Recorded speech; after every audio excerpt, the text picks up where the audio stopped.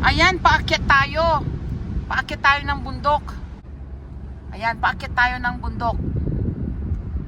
Ayan. Kita nyo, palapit tayo ng palapit sa mga bundok, no? Amazing. Ah, ang ganda ng view. Ayan.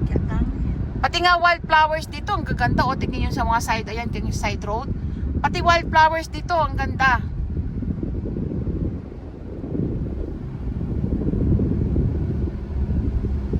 Yung mga, ayan yung mga ano, parang mga hotel na for rent din. Kaya lang ano din siya, medyo old style, kumbaga pang cabin style, pero mga restaurant yan, mga hotel na may mga restaurant, usually mga medyo mahal ang renta dyan kasi malapit na sa tourist spot.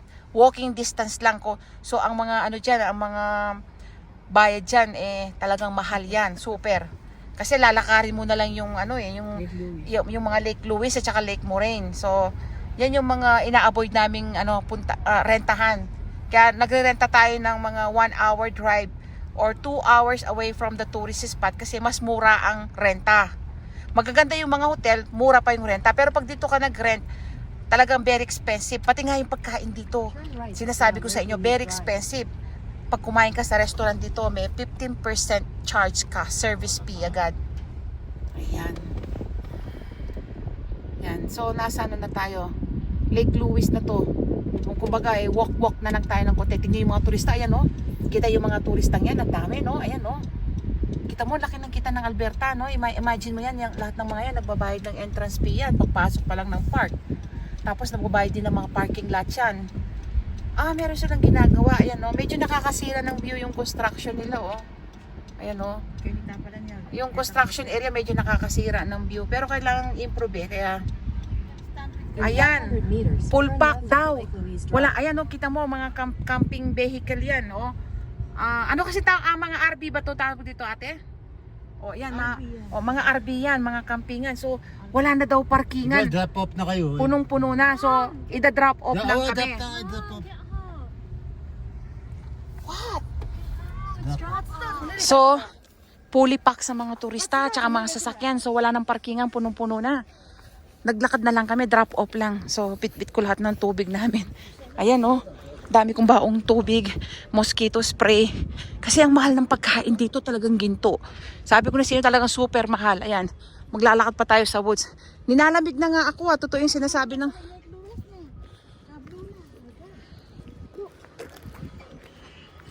Ayan, nilalamig na nga ako, malamig. Malamig nga. 10 years ago, hindi naman ganito karami yung tao. Grabe! Full pack! Ayan, tingnan nyo, punong-puno, wala ng space. 10 years ago, hindi naman ganito karami yung tao. Alam mo ba, hindi naman ganito karami yung tao dati? Ngayon, full pack, hindi ka na makamove sa dami ng mga turista, oh. Grabe, ayan, oh. Ayan, oh. Tingnan nyo, mga Japanese, mga Chinese. Dami yung mga Koreano. Alam nyo bang madaming nagpupunta rito mga Koreano at saka mga Chinese, Taiwanese?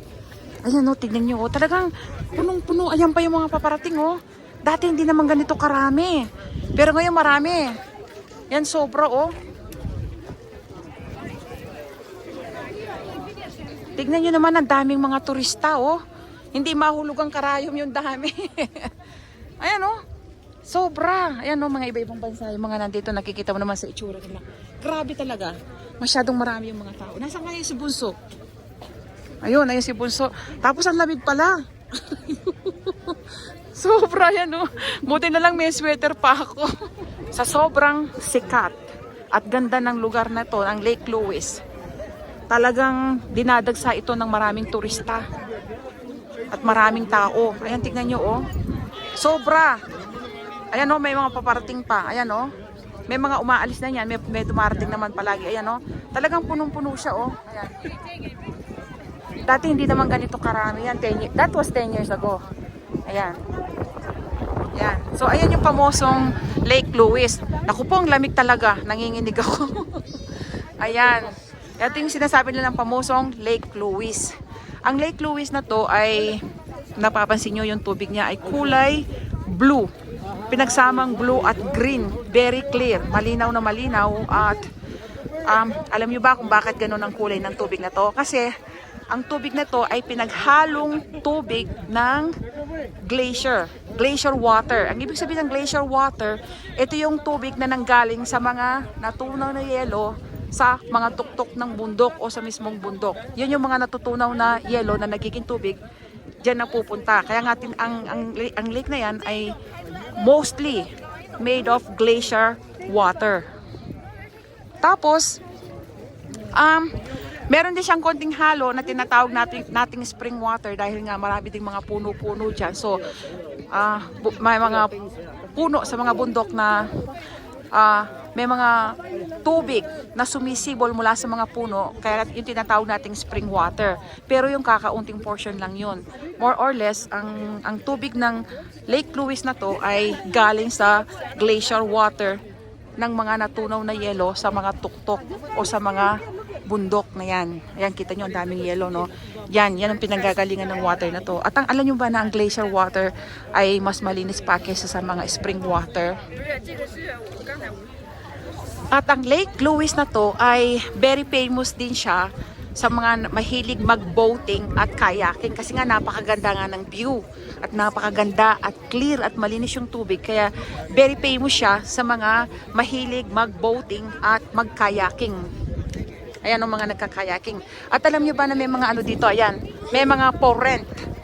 Pwede kang magrenta ng mga boat dito at mga kayak. Yun nga lang medyo mahal. Siguro nasa mga $50 yan per hour or 2 hours na renta ng kayaking dito.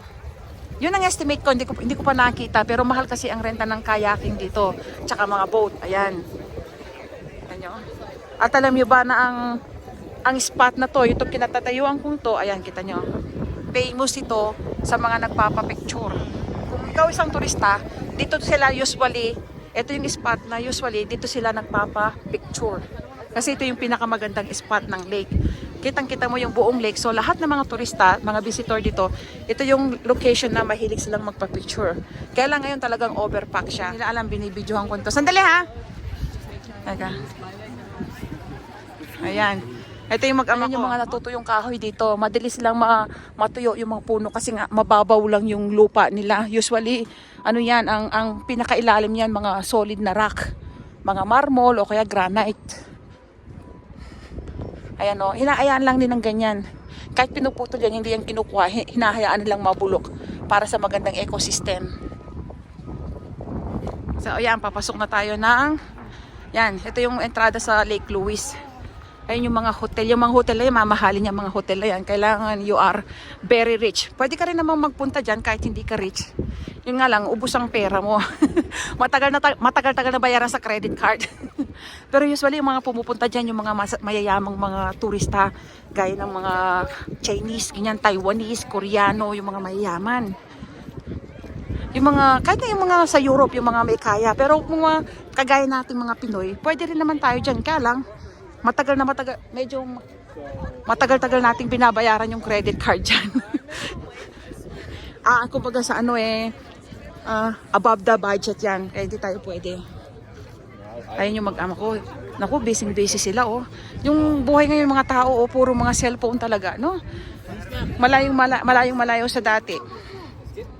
Warning sa mga gusto magpunta dito sa Lake Louise. Dahil nasa high elevation po, yung mataas yung pwesto, nasa bundok siya, mountain. Medyo malamig yung weather. Alam nyo, nagdoble uli ako ng sweater. Pumunta ako doon sa washroom at nagbihis ako, nagdoble ako ng sweater kasi napakalamig, naninigas yung mga kamay ko. And then, nagpants din tayo. Naglagay pa ako ng pants sa loob ng bestida ko. Ganyang kalamig.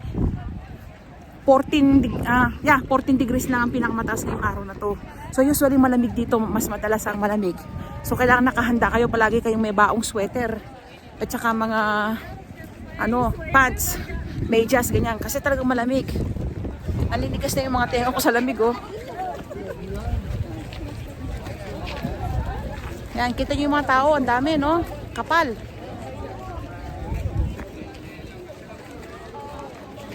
Yan. May nakita pa ako kanina, galing sila ng England. Pumasyal dito.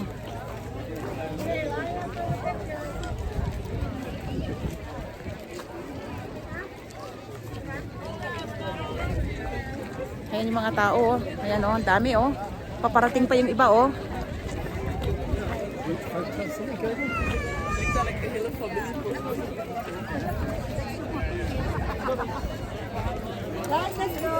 Kapal ng tao, no?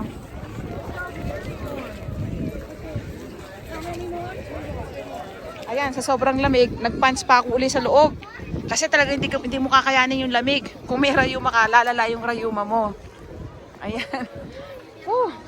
Kaya nga yung mga nakatira sa Canadian, maagang nagkakarayuma kasi talagang palagi kang exposed sa lamig. Kahit saan ka magpunta, dito nga ang lamig, oh. Kahit na anong ingat mo, na-expose ka pa rin sa lamig. Kaya nga yung mga maraming Canadian ang maraming may arthritis o kaya rayuma. Ayan yung mga nag-boating. Nag-rent yung mga yan. Rent yung mga boat na yan at saka mga kayaking.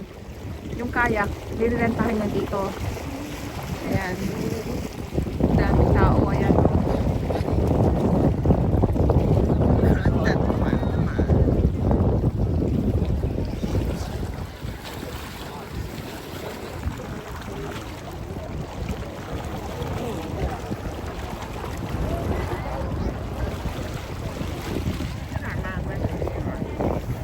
Ayan, naninigas yung ilong ko sa lamig. Plus 14 lang yata kung plus 12. Pati yung ilong ko tsaka tenga nilalamig na.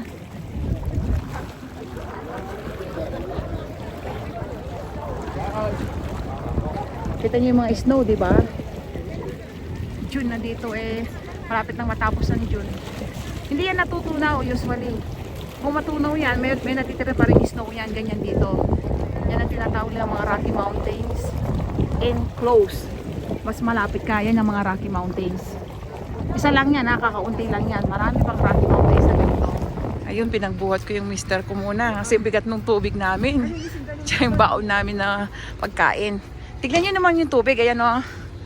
Ayan o, ang linis no, ang linaw no. Galing yan doon sa malaking lake na yon. Ayan o. Ang ganda talaga ng tubig dito na malinis. Ayan. Naku, may mga construction no, nakakasira ng view. Siguro meron silang rini-repair.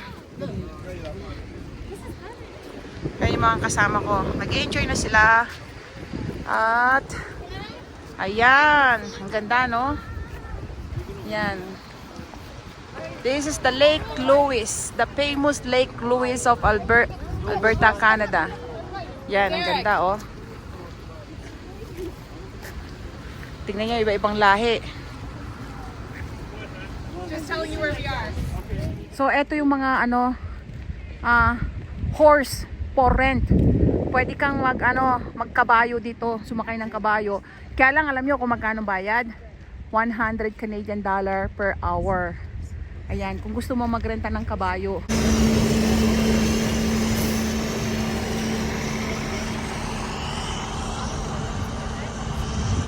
Ito yung mga RV or campers. Yung mga madalang sasakyan na dito na sila nakatira, natutulog. At ito yung mga naglulong drive. Kumbaga, may isa doon galing pa ng Wisconsin, US, yung RV nila, yung sasakyan. So, yung mga nagtitipid na, kumbaga isang buwan silang magtatagal dito sa Canada or 2 months or ilang linggo, ito yung ginagamit nila. Ayan, kasi nandyan na yung tulugan, hindi na sila kailangan mag-hotel. Tapos, pwede pa sila magtanggal hanggang gusto nila. Yun nga lang, yung mga ganyan dito sa bump, may bayad yung mga yan. Parking, nagbabayad din sila ng parking lot dyan. Ewan ko lang kung magkano. Pero hindi yan libre, may bayad. Pero mas mura naman kaysa sa mag-hotel sila or mag-rent. Tapos nakakapagluto pa sila na sarili nilang pagkain. Hindi nila kailangan mag-restaurant. Tapos ayun naman yung mga bus na parang private yun. Nirenerantahan kung gusto mong pumunta ng bawa yung Lake Moraine ngayon. Doon sila nagpupunta. O kaya bus. So ayan yung mag-ama ko. Ayan sila. Ayan. So, pabalik kami ng Lake Louise.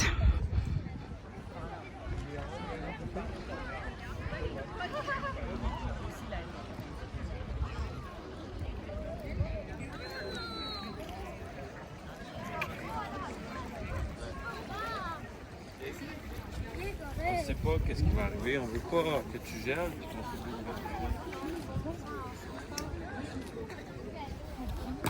Yan, ang dami mga tao, oh. Full pack yung Lake Louise ngayon sa dami ng mga turista, oh. Ayan, oh.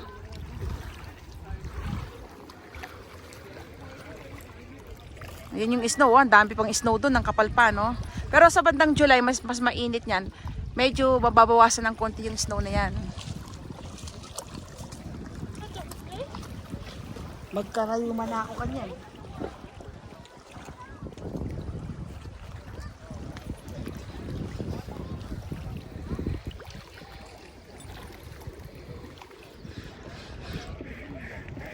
So yung mga mountain na yan, Rocky Mountain yan, di ba?